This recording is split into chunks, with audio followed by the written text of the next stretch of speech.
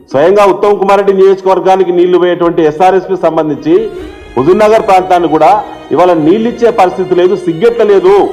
మీకు ఇజ్జత్ ఎలా అనిపిస్తలేదు?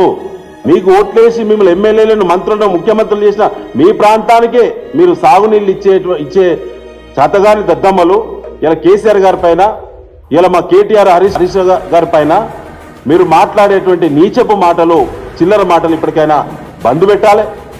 ఇప్పుడు ఎస్ఆర్ఎస్పి ఆయకట్టు నాట్లేసుకున్నటువంటి ప్రాంతం మీ మాటను నమ్మి గతంలో మీ మంత్రులు ముఖ్యంగా కరీంనగర్ జిల్లా, వరంగల్ జిల్లా, నల్గొండ జిల్లా, ఖమ్మం జిల్లా పార్టీకి సంబంధించినటువంటి అధికార పార్టీ శాసనసభ్యులు, కాంగ్రెస్ పార్టీ చెందినటువంటి మంత్రులు ఇలా ఊళ్ళల్లో ఎట్లా తిరుగుతారో రైతులందరూ కూడా గుర్తుపలు పెట్టే పరిస్థితి వస్తుంది. మీకు తిరుగుబాటు తప్పదు. మీకు ఖచ్చితంగా ఊరి పొలిమేరల దగ్గరనే మిమ్మల్ని ఊళ్ళల్లో అడుగు పెట్టకుండా తిప్పి పంపక తప్పదు.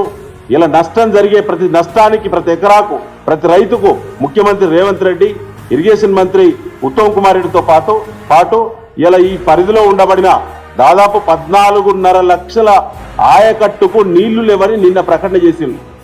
దానికి సంపూర్ణ బాధ్యత కాంగ్రెస్ పార్టీదే, ఈ రాష్ట్ర ప్రభుత్వానిదే.